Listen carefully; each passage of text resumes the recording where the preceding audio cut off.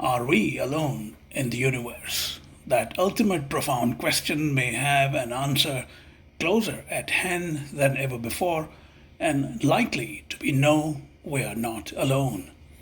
Professor Avi Loeb, a prominent Harvard astrophysicist, says humanity has never been so close to scientifically valid proof that life on Earth and human civilization are not alone in the universe. In his upcoming book Interstellar, Dr. Loeb says he is convinced that we are tantalizing close not only to learning that terrestrial life is not the only life in the solar system, and that human civilization is not the only civilization to exist or have existed. Lately, Dr. Loeb has routinely hit international headlines for first conjecturing that Oumuamua, the interstellar object that whizzed through our solar system in 2017, may have been of technical origin from an extraterrestrial civilization. Recently, he's again in the news for mounting an expedition to successfully find remnants of what is believed to be an interstellar meteor that crashed off the coast of Papua New Guinea on January 18th, 2014. Hundreds of tiny spherules or molten drops that his expedition recovered are now being analyzed by four laboratories to see if they are composed of materials outside our solar system, and if so, whether they are part of space junk from beyond our solar system. Dr. Loeb is assertively curious about the growing possibilities that we may soon answer the eternal question about our status in the universe, single or not. He spoke to Manshire Reports. Let me begin with what you say in the introduction to your forthcoming book, Interstellar. And I'm quoting you now. We have never been so close scientifically uh, to scientifically valid proof that life on Earth and human civilization are not alone in the universe. And then you also talk about the fact how humanity is not prepared, ready for this. Tell me why you're so convinced that we are not alone in the universe. Well, there are tens of billions of stars like the Sun in the Milky Way galaxy alone. And a significant fraction of them, more than a few percent, have a planet the size of the Earth, roughly at the same separation. So the dice was rolled billions of times, even if the likelihood of a technological civilization like us is small, it's still quite likely that there were many before us, because most stars formed billions of years before the Sun.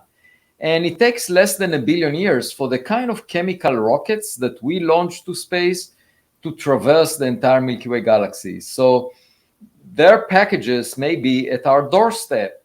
And the point is that chemical propulsion gets to a speed that is 10 times smaller than the escape speed from the Milky Way. So all of these devices that were launched into interstellar space, they are still bound by gravity to the Milky Way galaxy, and they keep accumulating over time, just like plastics in the ocean. And many of those may be devices that are not functional, they are not working anymore, just the way that our own probes, the ones that we send, the spacecraft like Voyager 1, Voyager 2, Pioneer 10, Pioneer 11, and New Horizons, once they exit the solar system in 10,000 years, they will not be working anymore. They will be just space trash. And so there could be a population of space trash out there.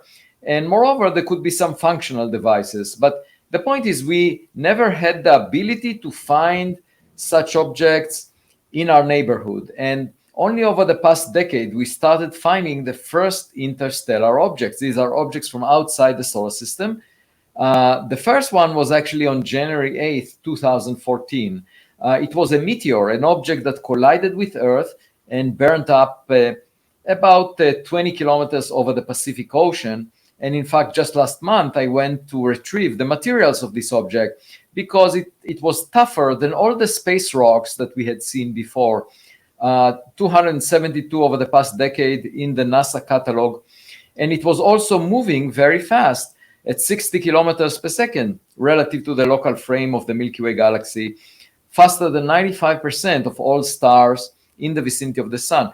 So that raised the possibility that maybe it's propelled by some artificial means, and maybe it's made of some material that was manufactured technologically, just like New Horizons was included stainless steel. So we went there to the Pacific Ocean to find the materials, and we found it. We are now analyzing it.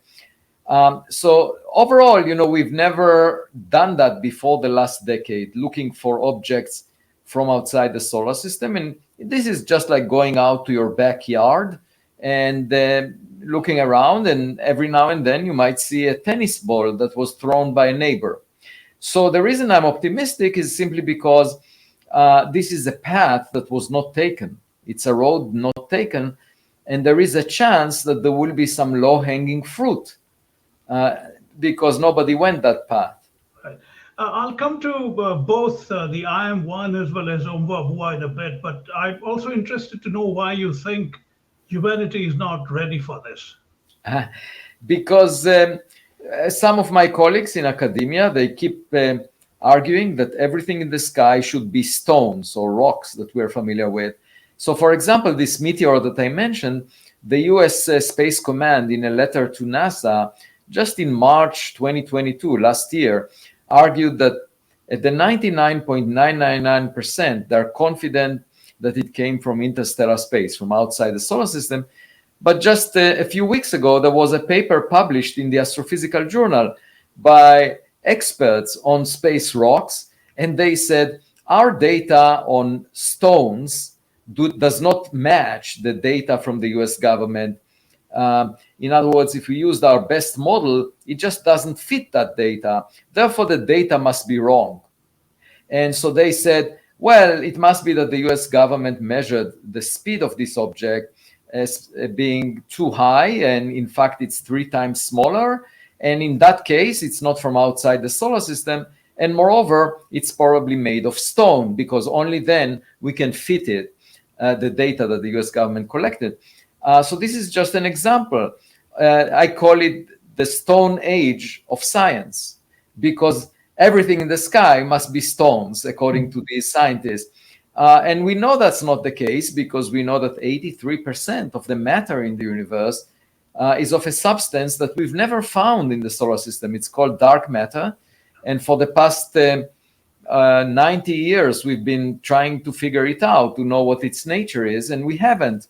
So just arguing that anything in the sky that comes from outside the solar system must be the same material that we see in the solar system is just not a good approach. You can never learn anything new this way. And so this is an example for why we are not ready. But also the general public, I think they're very curious about this question, but a lot of people are skeptics. And the problem is, a lot of people say extraordinary claims require extraordinary evidence, but they say that without seeking the evidence. So it's a circular argument, self-fulfilling prophecy. If you're not searching for the evidence, it will never fall into your lap. For example, if you were to say, the claim that an electron has a charge is extraordinary, and then you wait and nothing happens that tells you that the electron has a charge. Of course, to find this out, you need to conduct an experiment that demonstrates that the electron has a charge. That's a lot of time, a lot of effort, a lot of money to show that the electron has a charge. It doesn't just fall from the sky. And if you were to say the electron's charge is an extraordinary claim, you will say that forever, because you will never have the extraordinary evidence that will convince you that it has a charge. So the point is, we have to engage in the search. And an example is the nature of dark matter. We invested billions of dollars to look for specific types of particles. We haven't found them. Nobody says it was a mistake, because that's the way science is done. There is a conjecture, you test it experimentally, it costs a lot of money. But in the context of this subject, no money is being spent, zero. And people say, it's an extraordinary claim. I don't have evidence, therefore forget about it. The point is, if you're not invested in the search, I say basically extraordinary evidence requires extraordinary funding. And I'm actually leading a scientific project called the Galileo Project, which is trying to collect that evidence. And that's the only way by which we can learn something new.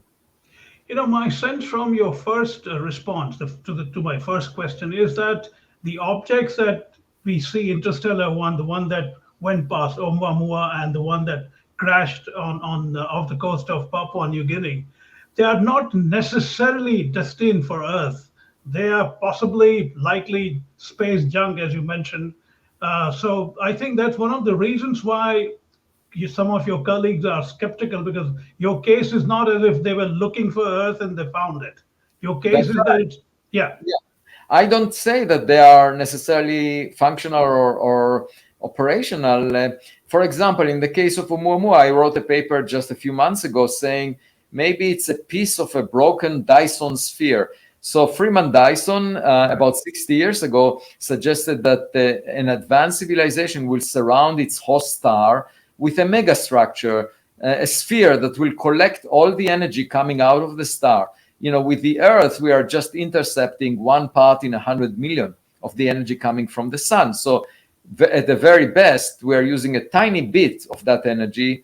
And so imagine putting a sphere around the sun and harvesting all that energy.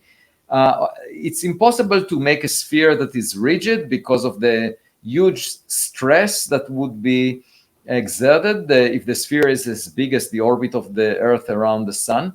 But one can imagine having tiles that hover above the star and are pushed out by radiation pressure and pulled in by gravity. So they just hover like kites above the star. And if they overlap, they can cover the entire sky around the star. But if the star evolves after a few billion years, like the sun will, it will become brighter and then push away those tiles. And then they will become unbound. They will become space objects, interstellar objects. And in principle, they would be thin and they would be affected by push of radiation from the stars, for example. So that's exactly the kind of properties that I inferred from Oumuamua, that it was pushed, in my opinion, by reflecting sunlight when it passed close to Earth. And it could be just a piece of a broken Dyson sphere. That's one example. Or it could be a surface layer from a bigger object. At the time of Oumuamua, I think soon after that, your paper with one of your colleagues suggested that one possibility is that Oumuamua is a light sail floating in interstellar space as debris from an advanced technological equipment. Now, light sail has been talked about quite a bit. Uh, how close are we to experimenting with something like that on Earth? Well, there are experiments with solar sails. These are sails pushed by sunlight, and they demonstrate the principle. We haven't used it yet for propelling packages to, for example, Mars or other destinations. But for example, I'm leading the Starshot project, which aims to visit the nearest stars within a human's lifetime, several decades. And the only way to do that is if the spacecraft moves at a fraction of the speed of light, because the nearest star is 4 light years away. And we developed the scheme by which we envision using a very powerful laser to shine light on a sail that is roughly the size of a person and weighs a gram or so. And if you continue to shine 100 gigawatt laser for a few minutes on such a sail, it could reach a fifth of the speed of light, a fraction of the speed of light, and then reach the destination of the nearest star within 2 decades or so. And so that is a concept that we are currently exploring, and it's an example for the possibility that light sails would allow us to reach the stars on a short time scale. But you can also use them on a long time scale by not shining a very powerful laser, but using starlight. And we have not yet exercised that capability in exploring space, but there are experiments demonstrating that it works. I'm sure you're familiar with the great Arthur C. Clarke's Rendezvous with Rama. Yeah. Oumuamua was almost as if it was Arthur C. Clarke coming alive in many ways. I Well, read, yeah, yeah. sorry, go ahead.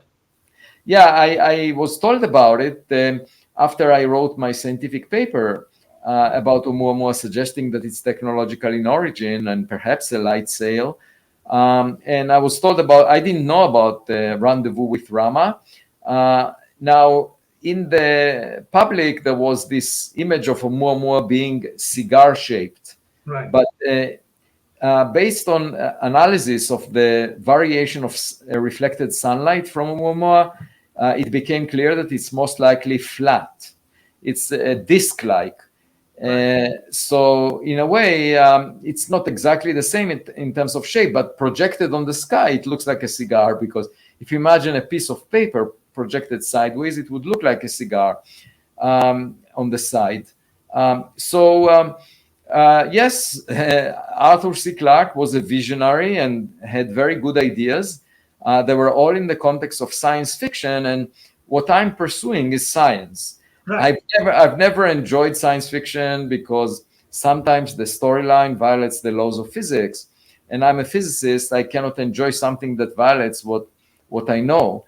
But in this case, Arthur C. Clarke really had the vision to describe something along these lines. In fact, sorry to interrupt. I had read it a long time ago, and when I read about Oumuamua, it was so eerily reminiscent of some of the points that Clarke made in his book.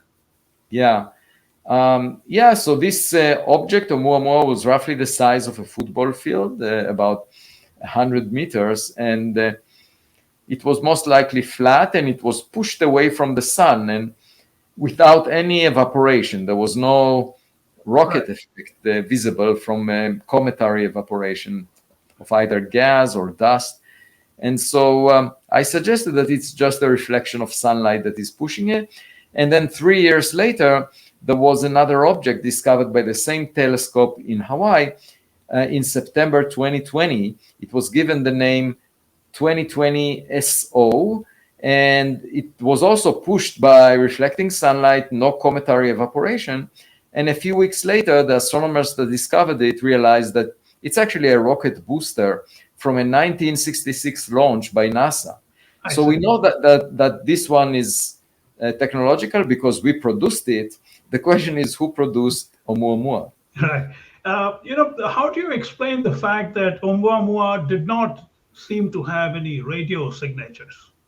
Well, in fact, when it was discovered, I suggested I was about to meet Yuri Milner at his home, and when I met him, it was around the time when Breakthrough Listen, a project to listen to radio transmission by alien civilizations, was initiated, and I asked Yuri, maybe we should try and listen to Oumuamua in the radio, and we used radio telescopes and put a limit on how much radio transmission came from it, less than a tenth of a cell phone transmission.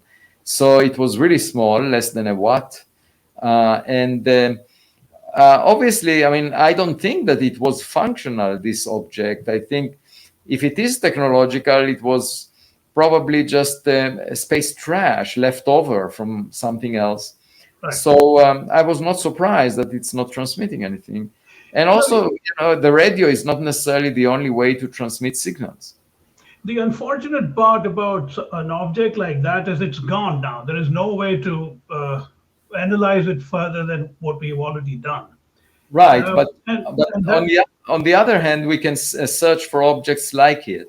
Right. And there is the Rubin Observatory in Chile that will start operations in a year and be much more sensitive than the telescope in Hawaii that discovered the Oumuamua pan-stars. So the expectation is that once the Rubin Observatory starts operating, we should see an object like Oumuamua every few months.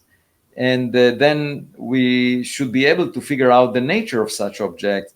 Now, the one surprise that I had, that I expected there to be the data from the Rubin Observatory will be public because it was funded by the National Science Foundation in the United States. So I expected there to be software that will look for interstellar objects in the data stream. And I asked someone involved, and he said, no, actually, the software that we have will just look for objects that are bound to the sun.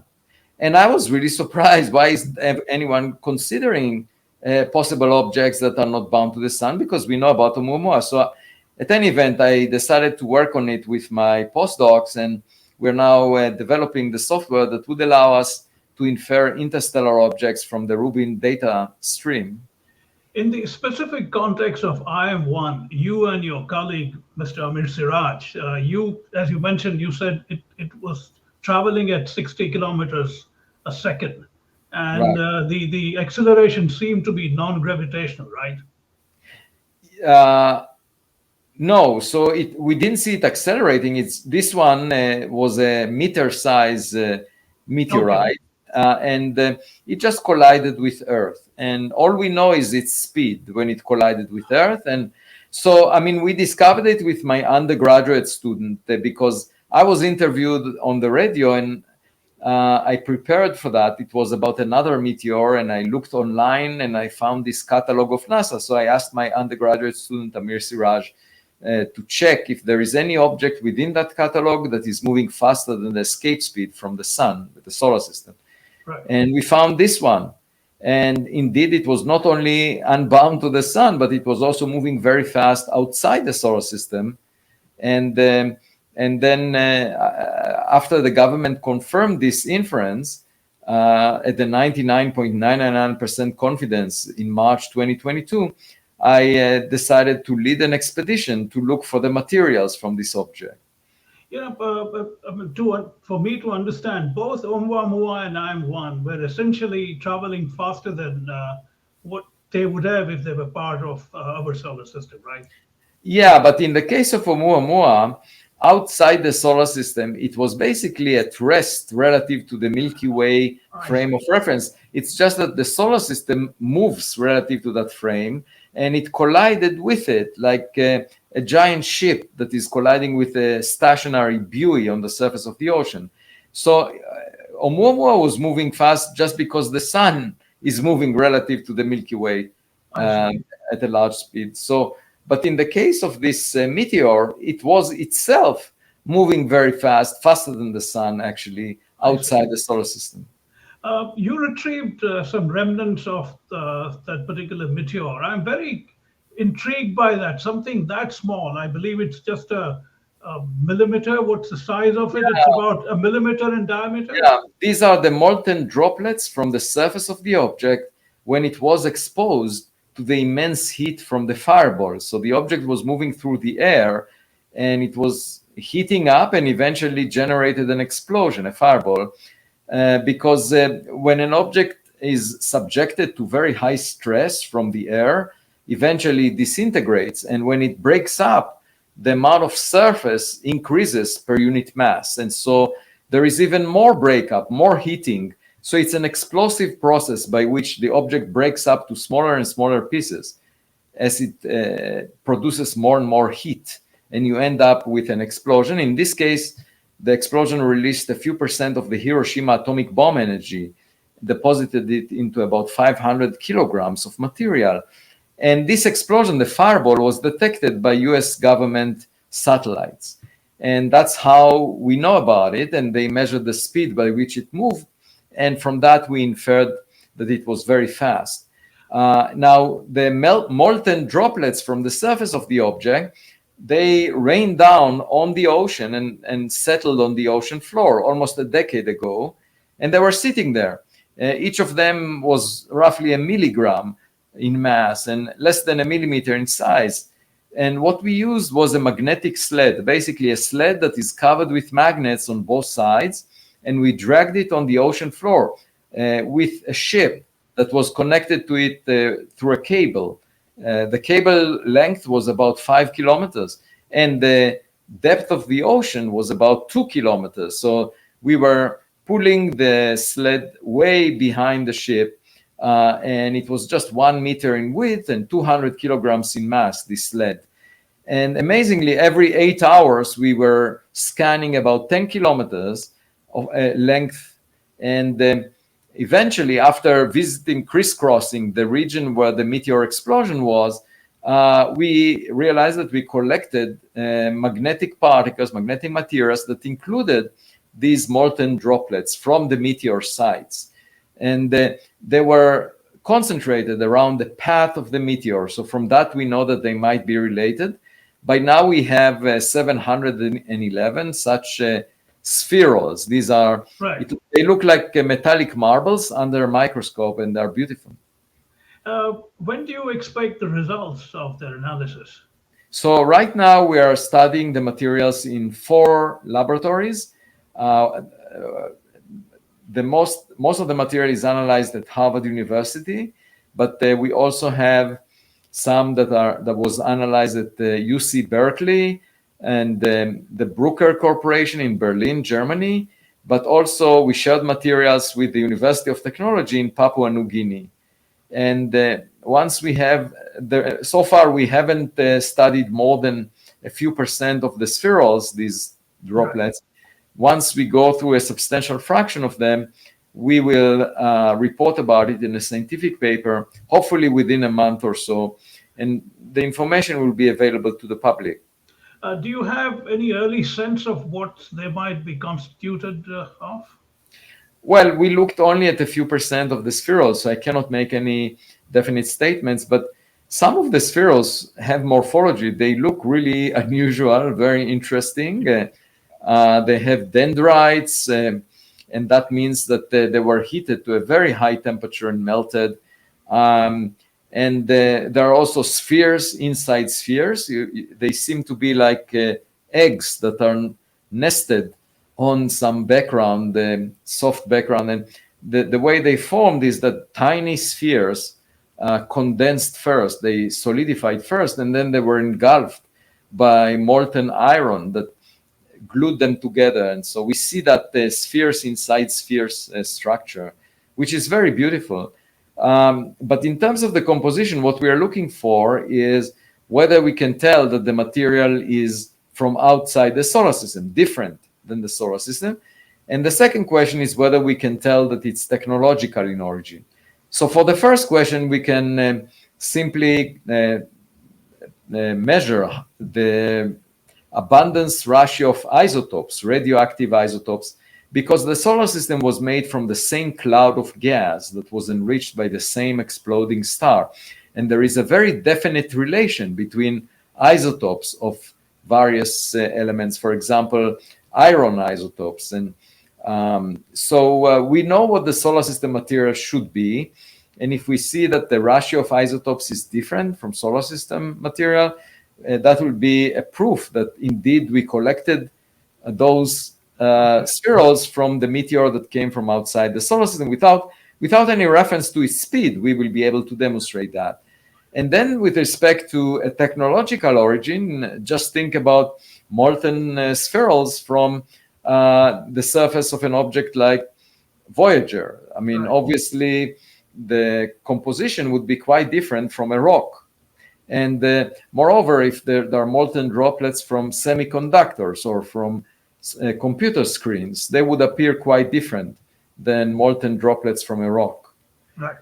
NASA, to change gears a bit, Professor, NASA has cataloged close to 5,500 exoplanets so far, none of which shows sign of any kind of sophisticated biosphere that we have. I, in fact, had an interview with 2 paleobiologists the day before yesterday, and their argument is that, at least as of now, Earth has the kind of biosphere that we haven't found anywhere else out of these 5,500 exoplanets. How do you view an assertion like that? Well, we haven't found many out of these 5,500, many Earth-size planets roughly at the same separation from the star to be habitable. Okay, so out of those, at best, there are just a few that are potential candidates. So it's not really the 5,500 because those are mostly, they could be gas giants like Jupiter, and in that case, we don't expect life. And they could be also rocks that are very close to the star, so that they have such a high surface temperature they cannot have liquid water on their surface. So out of there are only a handful at best planets that are at a position where from their host star where they can have liquid water on the surface. So I wouldn't say that says anything, because out of the 5,500, there are only a few that we could have imagined. And out of the few, you have to remember that on Earth, the primitive life started early, but we don't have the capability of detecting the signatures of primitive life right now with our telescopes. We cannot detect the composition of atmospheres that will indicate oxygen, methane, and so forth, gases that perhaps are indicative of a biosphere. So not only that it's just a small number of planets out of those 5,500 that may have life, but in fact, even for those, we don't have the ability to detect primitive life. And intelligent life on Earth, just formed in the past few million years, when humans came to exist. I mean, that was most significant. And technological life, just came over the past century. Okay, so 100 years is just one part in 10 million or so, tens of millions of the age of the Earth. So you need to go through maybe 50 million stars, not 5,000, that are similar to the sun in terms of having a planet the size of the Earth, before you could see anything like us, based on what we know about Earth, that the technological life just was visible in the past century or so from outside. And so altogether, I think it's completely meaningless at this point to discuss that. But if you ask yourself, what's the chance that we were preceded by other technological civilizations? That's very high, because we see billions of planets. We do the math that there should be billions of planets like the Earth, roughly the same separation from their sun, Right. And therefore it could have happened a billion years ago around a planet very far away. A few years ago, there was a feeling that Proxima B could be an ideal place to look for alien life. I don't know what happened to that now, because the planet is orbiting Proxima Centauri. It's just 4.3 light years away from us, which is a small distance in cosmic sense. Is there anything that intrigues you about a candidate like that? Well, Proxima Centauri is a dwarf star that has about 12% of the mass of the sun. Right. So it's the most common type of stars. The sun is a rare star relative to dwarf stars. And there is a fundamental question: why do we find ourselves near the sun, which is not a typical star? A typical star is like Proxima Centauri. Most of the stars are dwarf stars, but yet we find ourselves next to the sun. And one possible explanation is, when you deal with these dwarf stars like Proxima Centauri, they are much fainter. They have a lifespan of trillions of years, and they burn their nuclear fuel much more slowly. The star itself has a tenth of the mass of the sun, so it has less nuclear fuel, but it lives much longer because it burns it very slowly over trillions of years. So it's much fainter. And so the habitable zone, the region that you need to get to from the furnace, is much closer in, because you have a fainter furnace to keep you warm. So you have to get closer to it. And therefore, the habitable zone of a dwarf star like Proxima is about 20 times closer than the Earth is from the sun. And that means that at that close proximity, the planet is much more vulnerable to flares coming from the star. And we know that these dwarf stars like Proxima Centauri, we see them flaring a lot in the ultraviolet, in the X-rays. So one possibility is that because of this flaring activity, and because the planet, the habitable zone of the planet, is so much closer to the star, the planet is more vulnerable to being stripped of its atmosphere, because it's so close to the star that these flares strip the atmosphere. And without an atmosphere, you cannot have liquid water. I mean, if you consider water ice and warm it up in vacuum, it will go straight to gas. What you need is an atmospheric pressure to make it liquid. That's what the Earth has. It has an atmosphere, so we have oceans. When Mars lost its atmosphere, it lost its liquid water. So the point is, if you have a planet in the habitable zone of a dwarf star, just like Proxima b is 20 times closer than the Earth is from the sun, that planet may have lost its atmosphere. And as a result, it cannot have the chemistry of life as we know it in liquid water. And that may explain why we are situated next to a relatively rare star like the sun, because it doesn't flare as much. And also we are sufficiently far removed from the star not to be so vulnerable to its eruptions.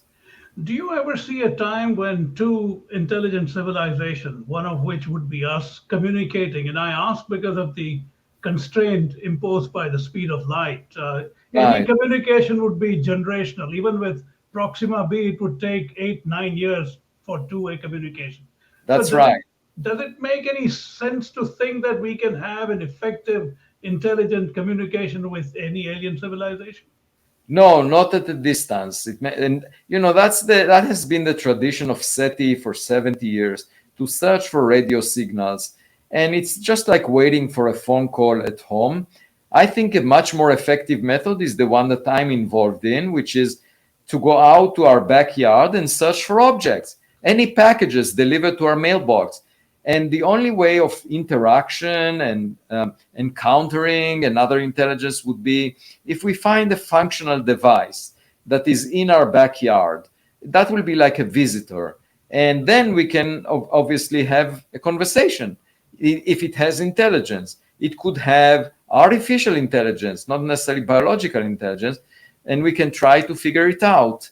That is, in my mind, the only way of communicating with something that originated from another civilization. As you say, otherwise it takes very long times for any communication.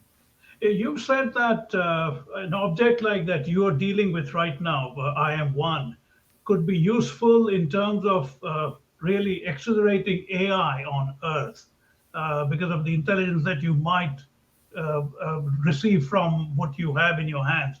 Tell me a bit more about that. I think I read it only day before yesterday. You were on C-SPAN, where you said I was on C-SPAN this morning, actually. this morning. Yeah. And that's where I think I quickly went through it, and you made that point, I think. Yeah, so in principle, if we find a functioning device, like a technological gadget, it may have buttons on it, and we could press a button. I asked the students in my class at Harvard in the spring semester, if we find a gadget and it has buttons, should we press a button? And half of the students said, no way, don't do that. It will endanger all of us. And half of the class said, sure, go ahead, press a button. We are very curious to learn what will happen. And then one of the students asked me, what will you actually do, Professor Loeb? And I said, I will bring it to a laboratory and study it before engaging with it. Now, of course, to figure it out may be a challenge, because it's just like finding, the enigma during World War II that Alan Turing tried to break. It may be a code that we will have to use our own artificial intelligence to figure out their AI systems, the extraterrestrial AI systems.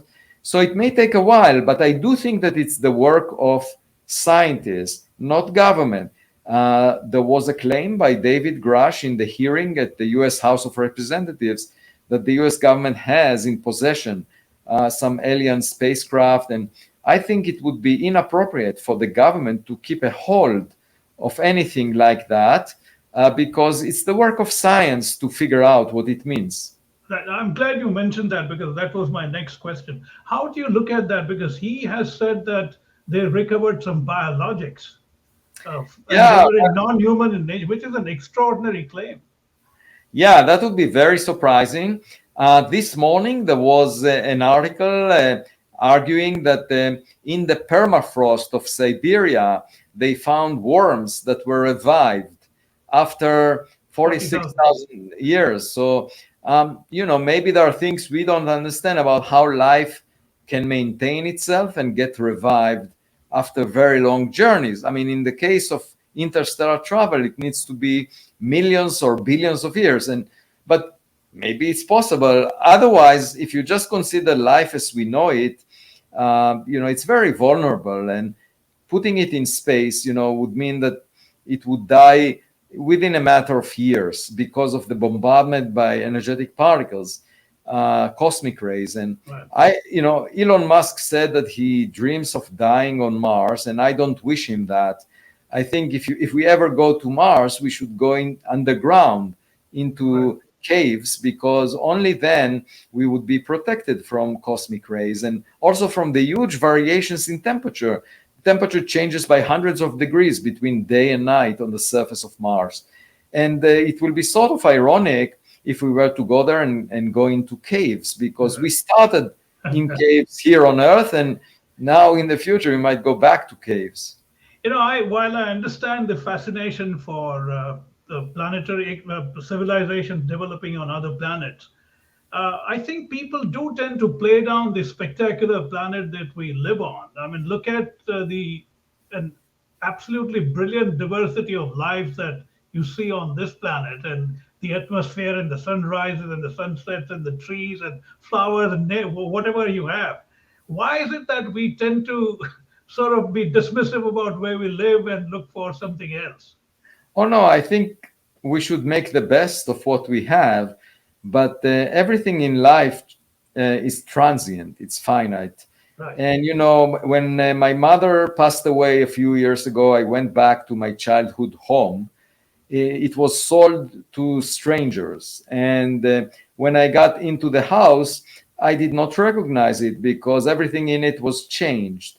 And also the backyard was very different. We used to have a chicken house, and I used to collect eggs every afternoon, and it was not there anymore. And so I realized that going back to your childhood home is not just a matter of a geographical location. You have to go back in time because places disappear.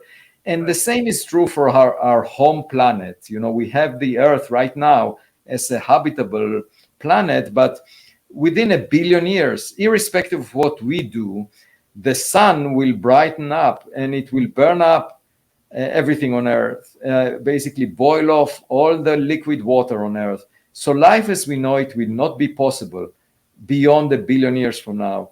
And it's just 20% of the age of the Earth. So we pretty much finished 80% of the habitability of Earth, astronomically speaking. And so that means we need to go somewhere else. If our home is burning, you have to go somewhere else. And so at that point, I hope that we will establish a platform in space that we can inhabit, that can change its distance from the sun. So as the sun evolves, we can move farther away. There is no reason for us to stay on the same rock that we were born on. There is nothing special about this rock. It just happened to be at the right distance for us to exist. But if the sun changes, we can move away from the sun. So by then, within 1 billion years, I hope we will go into space. And, there are lots of real estate opportunities out there. Space is huge. And so far, we just focused on the surface of this rock that we were born on. I think there is much more for us to explore in interstellar space. And by the way, that is what I focus on in my book, Interstellar, that is coming out next month. Wonderful. Congratulations. Thank you. Just last couple of things, Professor. One is, I'm sure you read the New York Times article.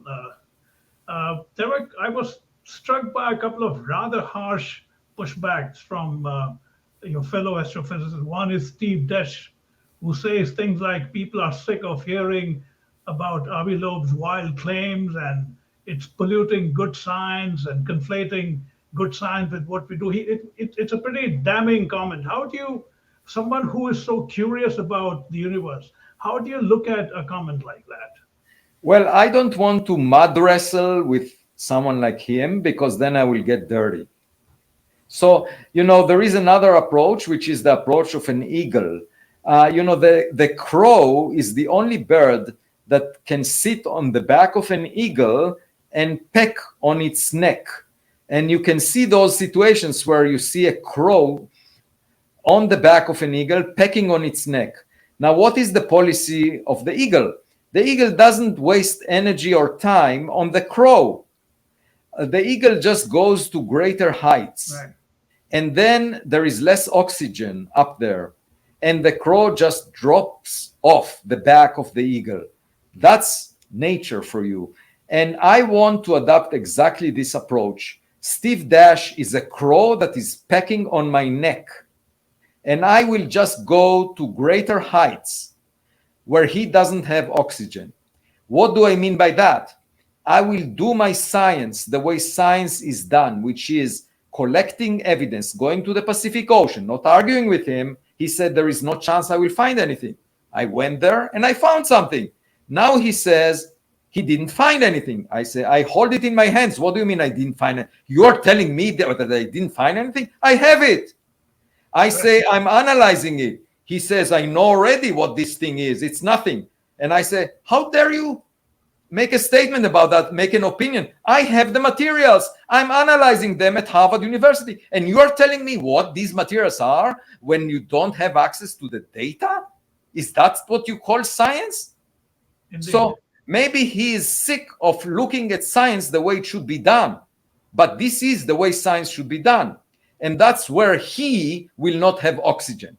Because when I publish a scientific paper based on data coming from state-of-the-art instruments, from the best instruments in the world, at Harvard University, not at Arizona State University, at Harvard University, and I will publish it in a scientific paper, then he will have not much to say. He can say whatever he wants without having the evidence. Right. And by the way, that is not what science is about. Science is about what I'm doing, which is to collect the evidence and study it in the laboratory and publish a paper on it. And then let's see what I find. To conclude, Professor, between the two bookends of Oumuamua and I'm One, your optimism for intelligent extraterrestrial life seems to reside. At this stage, what's your hope as you begin to analyze the material that you have? Because I'm completely struck by what you do. It's a fascinating journey that you're embarked on. And like you said, without curiosity, there's nothing that you can achieve. Well, obviously, we will report whatever we find. Okay, so I gave the samples to experts, the best in the world, such as Stein Jacobson, a professor at Harvard University, who has a lot of experience, has the best instruments in the world, and other experts at 3 other institutions. And whatever they deliver from their instruments will be reported in the paper. So it's not a matter of hope, it's not a matter of belief, it's whatever these instruments will tell us that will appear in the scientific publication.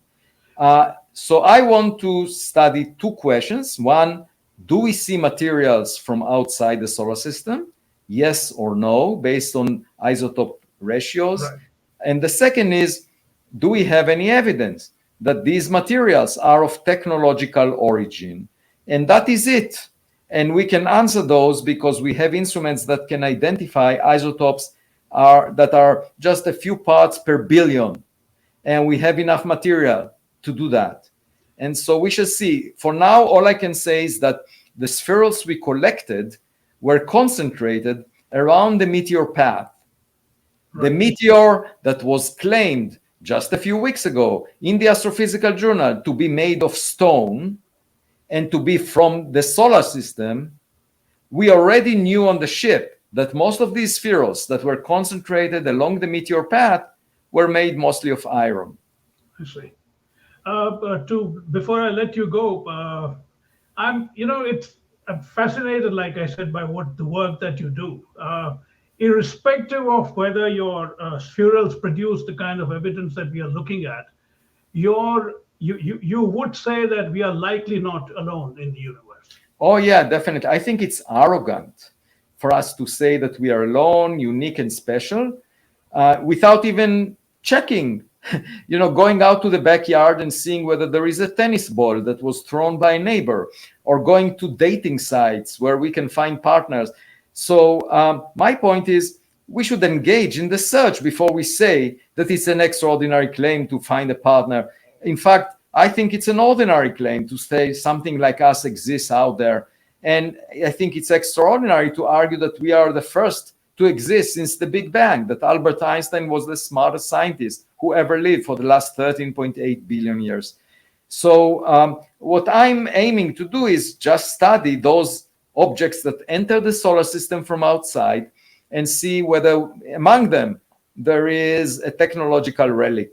And that's a path that was not taken, and therefore there might be some low-hanging fruit that we would be the first to find. On that note, Professor, I'm very grateful for your time. It was riveting for me to talk to you. I hope you liked engaging with me, and Yes. I will send you all the links. And in the future, if there is anything that you want to broadcast, you have a standing invitation from me. Thank you so much. I really enjoyed our conversation. Thank you so much. It's grateful to you, and all the best. I'm sure you'll find something. Let's hope so. We already have some interesting things. Yeah. Oh, wonderful. Congratulations, and talk to you soon. Bye-bye. Bye-bye.